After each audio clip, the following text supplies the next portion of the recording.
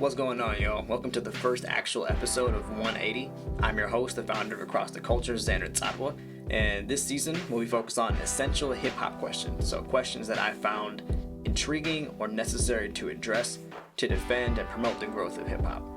Question today is hip-hop real music?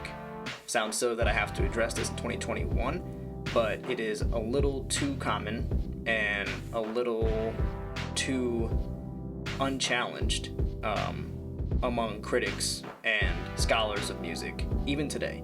So I just wanted to take some time to address common arguments suggesting hip-hop is not music and make people who think that look stupid. So to start, one of the key arguments is the idea that a musical genre needs two of the three key elements to be a genre. And those elements would be melody, harmony, and rhythm. So firstly, while those elements make sound intentional and recognizable, they are not necessary in some special tandem for a genre to be a genre. Otherwise, what would we make of ambient music that lacks rhythm? What would we make of a cappella singing that often lacks, again, rhythm? What would we make of drum solos and drum ensembles that don't have melody or harmony? Sound does need to have artistic purpose, but it doesn't need some special, combination of elements in order to be music. And that segues into my second point, the idea that hip-hop doesn't have melody. Melody is essential to hip-hop, and even the human speaking voice, by default, is melodic. And then obviously melody being, a patterned fluctuation. It doesn't have to be like symmetrical, but a patterned fluctuation between notes. There's a piece I wrote about the emergence of melody and rap technique from the 70s, from its inception onward.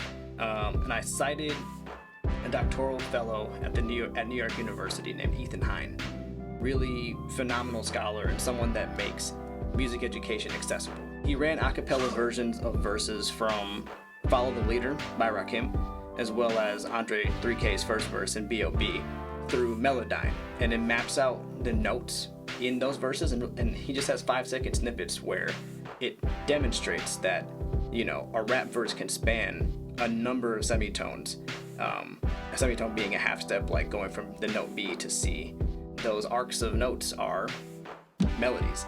So even, a rapper delivering in a near speaking cadence has a melodic quality to his performance. And then thirdly, these standards are not used to assess any other genre of music. If you Google R choirs music, you don't even get a relevant result because no one asked that question.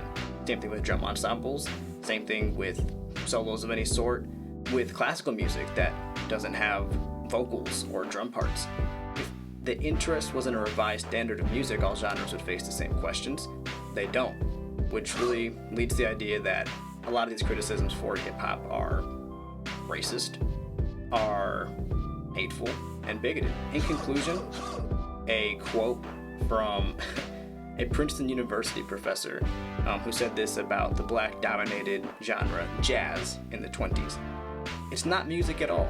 It's merely an irritation of the nerves of hearing, a sensual teasing of the strings of physical passion.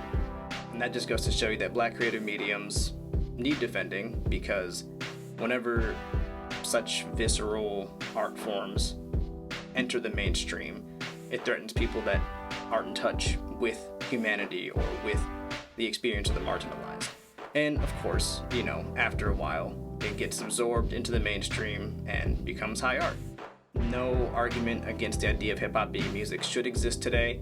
Anyone that claims them or stands on them is dying on a very short and insignificant hill, and that's the episode for today. Thank you for tuning in, and look for the next one.